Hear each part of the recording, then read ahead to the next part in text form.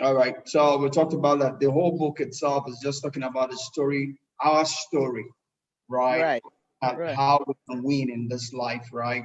And that's right. all we're using. We're going to use Ime's life as an example, and we'll build from that. And in this chapter, chapter 2, what he's talking about is the fact that he titles it, "Believe that where you came from doesn't determine where you're going. Believe that your history does not determine your future. Your history does not determine your present and your future," right? So, and that's helpful for us because a lot of us are trapped into our story, right? Mm, right. Our story. Our story. If and what we miss is the fact that we are the author of the story. But a lot of us say that story as if someone else wrote the story. We say, "Oh, I am this because," "Oh, I'm this because," "I am this because I'm a Nigerian," "I'm this because I'm a woman," "I'm this because I'm a lady," "I'm this because I'm a man," "I'm this because I'm this." And we limit ourselves because we cannot grow beyond our story. So what she's trying to highlight to us is bringing that to fore, that our story does not determine our present and our future, right? That means our story so far, we can change that story. We are the author of the story. So we Mm-hmm. can determine the story we want to live both today and tomorrow. It is no one else that will write that story for us. Even it's not God that will write that story, right? As far as God is concerned, the story is a good story. He says he has a hope for us and a future, right? And that future is good. That hope is good, right? But whether we will live that story that God has for us or not is up to us because we have to believe Him. We have to agree with Him, right? Yesterday at the place, I began to share what the word believe is because I was sharing from Romans chapter 9, verse 33, where he talks about that God's expectation is that we believe in Jesus Christ. I mean, God has given us Jesus Christ, but Jesus Christ is useless to us if we do not believe Him. The Yes. same way God has told us about what He desires for us, right? He says His thoughts towards us are those of good, to give us a future and a hope, a hand that is sweet, a future that is sweet, a today that is sweet. But whether we live that future or not is up to us. Because for us to be able to live it, we have to believe what God has said, right? And Right. to believe is the word to accept, to associate with, to receive as true, to begin to receive the same imagery of that thing which I am believing is saying concerning me. That is to be a unison with voice and story of that which I am, of the object, of the subject rather of my belief, right? So when I'm saying that, so that's the whole story about this book, right? Is believing in the possibilities of our life, believing that we are possible, Mm, right? right. That we're not limited by anything. Anything that we want is possible, right? And we're here to learn about how to make it possible. Another thing to highlight before we go further is the fact that belief is not even the end of the story. There's a place that is higher than belief, right? Belief, when you now have reality, right? Actuality mixed with your belief, you go to another level that is called knowing. There's a place of belief and there's a place of knowing, right? A place of knowing is a place where you have tasted of the thing that you believed. So it's not more a belief, it is now a knowing, right? If I believe God for something, I begin to taste of that thing that I believe Him for. It's no more a belief anymore. It is not a knowing. It is not that I believe that God. It's I know that God, or I know that this is possible because I have tasted of it. So the Bible says that we should taste of the Lord and see that the Lord is good. Because when we taste of Him, it will go beyond just believing. We'll come to a place of knowing, right? Right. Yeah. So here again is we're starting from a place, the whole of chapter 2 in the book.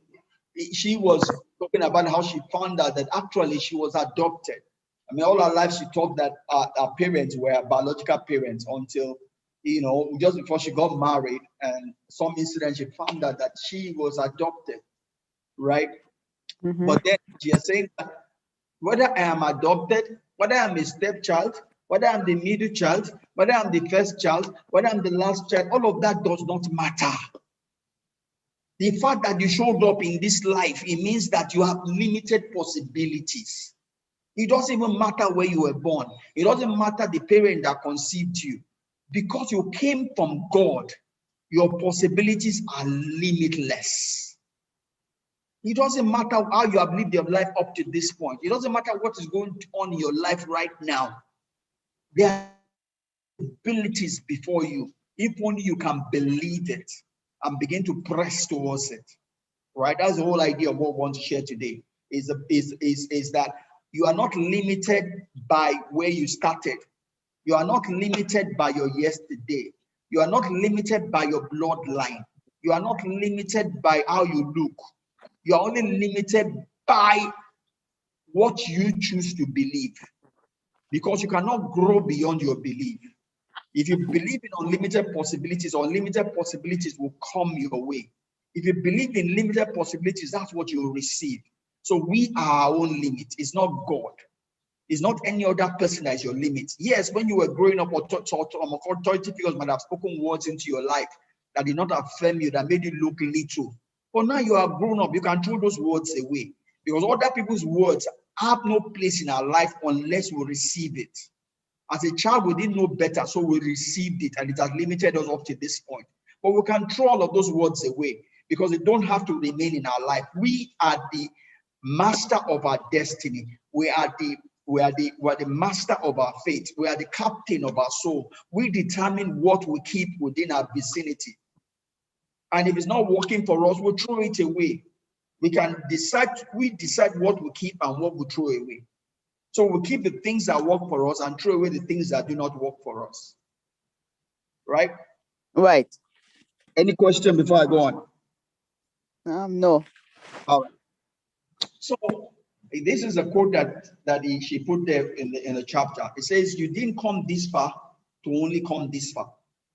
Right? I mean, it's similar to what we typically say in the church. There's a song that talk about, "It didn't bring me this far to leave me." Right. Right? It didn't bring me this far to leave me. It brought me this far to take me to the end of the road. Right? To the end of the road, to the end of the journey. Right? Right. Don't come this far to only come this far. Right? And as I was looking at this chapter today, what comes to mind for me is the Israelites' journey from Egypt to the promised land. Right? Yeah. Unfortunately for them, they were always looking back. So they never got into the promised land. Right? Every time it was, oh, let's go back to the onions. Oh, the onions and the garlic in Egypt. Oh, they forgot about that. Also with the garlic and the onions, there were beatings. There were limitations. They wanted to settle for the easy things. Right? The journey to the promised land, God did not promise it would be easy. It's not easy. Right? But it is possible. Possible, yeah. It is possible, but not easy. If it was easy, all of them would have entered the promised land, but not all of them. Only 2 people entered the promised land, because the journey to the promised land, the journey to our faith, the journey to our destiny is not easy. The journey to walking in our dreams is not easy. It was never meant to be easy. There's a price to pay for anything that we want out of this life. Anything good that we want out of this life, there's a price to pay. Even going to heaven, there's a price. That's why God says it's a narrow road. It's not a free for all. Anything I do, I'll get up to the heaven. And that's how some people are deceived. Anything I do, even as long as I'm praying, I'm paying my tithe. Oh, for as long as I'm serving in church, Well, it's not true now. We need to tell ourselves the truth. There's a price to get anything that is good, anything that is worthy, anything that is weighty. There's a price to pay. It doesn't come free of charge. So it's our place to find out what is the price tag, so that we can live up to that tag, so that we can enjoy the benefits. Right? We did Right. not come this far only to come this far. There's a journey, there's a promised land for us. No matter how much God has blessed you up to this day, there's still more you can have. Right? We should not settle. Don't settle for where you are. You can dream again. If your dream has come true, dream another dream. Because for as long as you are alive, you must be growing. If you're not growing, you'll be dying. There are only two options in life. There's no sitting on the fence. You are either getting better, you are getting worse. So it's up to us to choose, right? Things, no Right. matter where we find ourselves, things can always still get better, right? And it's up to Right. us to make sure it gets better, because if it doesn't get better, it's getting worse. You either have life or you have no life, right? And Right. that's the idea we'll be sharing here, you know. And going back to what I heard Michelle Obama talk about, we need to understand what is our work. What is our work? Why were we born? Why are we in this life? What are we shaped for? What are we anointed for? What are we equipped for? What is God expecting of us to do? What part of the body are we supposed to carry? What are we supposed to be doing? What glory, image, and likeness of God did God put us here to exhibit and to shine? We need to know it, because if you don't know it, then you'll be doing anything that might not be fulfilling purpose, and God will not support anything that is not in line with the work He has prepared for us. The Bible says that we are His workmanship. He has created us for a purpose. He has created us for a purpose, right? We must find that purpose, right? Right. Life should be in increasing realm of finding that purpose, and it's easy to find. Because wherever you find it, it doesn't have to be perfect, but you will know when you find it, because you will shine, your fire will come out, right? If you're not going by what people would say and you're just listening to the quiet of your heart, you will know there are things that you shine it and there are things you don't shine it. You shine it. It's easy. Why do the things you don't shine it? Why do the things that are not exhibiting yourself? Why do the things that are not causing your glory to shine forth? Your glory is the glory of God in your life. He has gifted us. He has equipped us for a reason. And we need to let that glory shine, because as it shines, He is glorified. Right? So we need to find our work and walk that work. It's not a matter of what I feel. It's not a matter of what people think, but it's a matter of what I know. Right? Right. Still talking, still talking about that work, when and it's just to emphasize again, what I coined from Oprah Winfrey is that our reason for being here is to live the truest, most authentic, right? No, there's a part that is missing there and I'm not getting in my head, so let me bring it down. Yes, is to live the truest, most authentic, and highest version or expression of all we were created to be, right? Is Right. to live ourselves to the ultimate, right? Is to show forth the light, the glory of God in our life. Is to be known for something good. They say, that person, hey, we are here to live, to be immortal. And the only way we're immortal in this life is by being all that God created us to be. Because when we are all that God created us to be, we will be unforgettable. God did not create any of us to live quiet life, to just come. Nobody knows you are here, you are not there. How does that glorify God? It doesn't. People should know when you are somewhere. People should know when you are not there. It's not, you don't have to make noise, but you should be all that God wants you to be. You can be a prayer person. You are not necessarily exhibiting on the platform, but people know that there's a spirit that comes when you are there, right? Right. You need to shine forth the glory of God wherever it is that He has called you to or placed you in, right? And let's go on to the next slide here. And still talking about that, he says this Don Mullis is telling us that we should show up as ourselves, right? A lot Right. of us, in immature stages, want to show up as someone else. I mean, there was a time in my life I was thinking maybe I should be preaching like T.D. Jakes, You know, there are people that you like when they stand on the platform and you want to be like them. But being like them is an insult to God. Trying to be someone else is an insult to your creator. God does not want you to be like anybody, no matter how good that person is, or that is, no matter who it is, or probably whoever. It is an insult to God to try to be someone else other than yourself. Yes. Because what you're telling God is that he didn't do a good job. Yes. Right? We need to show up Right. ourselves, right? Right. And make decisions every day that will make us to be joyful and to live with courage and always with love. In short, that we can show forth God in our life. We can let Yes. our light so shine that men will see our light and they will give glory to our Creator. Right? That is our Right. purpose, our intent of being here. Anything short of that, we're missed it. Right? And we're saying all of this to say that that is our true strength. Right? It's not Right. any other story or incident of our life. Right? Or Mm-hmm. is to know exactly what it is that God has, what God's mind is concerning us. Right? And we begin to go into that with this quote by Zungi, is one of the ancient Chinese philosophers, right? And it talks about that the human life is limited, and we all know that, right? The Bible talks about that the fact that we're all like grass, and we are here just in a moment we're gone, right? And he's saying that knowledge is limited. In the sense of he's saying knowledge is limitless, is that there's more to life than just our life, right? So it's pretty much talking about the fact that we are limited.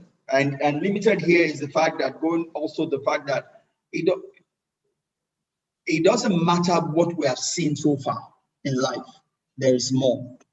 Sometimes some people think that because I'm 50 years old and everything, like a woman once came and asked me the question, says, what if everything I've seen in my life has been bad? Is there no hope for me? I mean, she was saying that she has never seen joy in her life, right? And the question from her was that, is there any hope? She's always had things bad, right? And I Right. let you know that there's still hope for you. It doesn't matter your experience of life. All you have to do is begin. You know, in Yoruba dialect, we say that your morning is when you wake up. You can be sleeping all your life, maybe for 60 years. You are not, your life has not started. It's the day you wake up, that's your morning. That's when you will now start counting that you have started, right? And because you have lived 60 bad years does not mean that you cannot live another 60 good, right? And Right. we see that, yeah, we see that example in Moses. Moses had 40 good years, 40 years in the wilderness because he made a mistake. And another, I think it was another like 40 years again or so, if my memory serves me right or so, you know, to his death or thereabout, you know.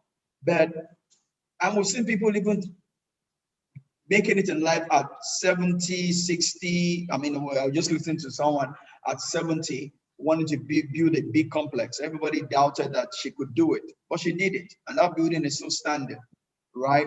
So it's never too late with God. Never too late with God, right? Wherever we wake up and we come to a place of awareness, a place of being awoken, you know, that is our morning. And we can begin to build from there. I mean, sometimes we start late and say, oh, what can I achieve? You know, one of the times I went into depression uh, back in 2008, you know, the things that the devil brought to me was, look at me, oh, I've wasted all my life, I've lost a lot of money. Will I ever catch up again? Oh, look at all my mates are already building this, building that. They have this. Me, I'm just here, just almost like a loser. I'm always losing money. I start something, it never finishes. Oh, will I ever be, even if I start now, will I ever be able to catch up with them again? This is 13 years after, right? Right. Caught up with every single one. I've exceeded them, right? So I'm telling you from my life, right? I have caught up. I've made everything that I've lost back, and I've exceeded it, right? Right. So it's possible, right? I mean, and that's why we would say that the difference between an optimistic person and what's the opposite of optimistic now? Pessimistic. Pessimistic person. Pessimistic. Yeah, we say, Toba, you're welcome. We say that a pessimistic person is an arrogant person, because the pessimistic person thinks he already knows everything possible. Oh, you are doing that, can never work. Oh, based on, in 1946, that person this, 1963, that person this, so it cannot work. He thinks he knows all the possibilities. So we call such person an arrogant person. There is always a surprise element. There's a God in heaven that still does miracles. It might not have been done before. Doesn't mean the God in heaven cannot make it happen. So the approach to life is to be optimistic, not to be pessimistic. There is no reason to be pessimistic. The only reason you have to be pessimistic is to cancel out the God factor. If there's no God in heaven, then you have the right to be pessimistic. But for as long as there's a God in heaven, you have no right to be pessimistic, because there's a God in heaven that still does miracles up to tomorrow, and he makes all things possible. He is the reason and the basis of our belief. If there's no God, then there's no belief. But for as long as there's God, there is belief, because our God is a God of all possibilities. Right? So there's never a reason, never a good reason to give up and to allow yourself to be depressed. Take it. I have been in depression for you. I have the experience. I've been in depression for 4 years. I'm telling you this from experience. This is not something I believe. It is something I know, because I have lived it and I am living it. So I've gone beyond just believing it. I'm talking about something that I know for sure, right? That you have no basis to be depressed. You have no basis to be pessimistic, because there's a God in heaven that still does miracles, right?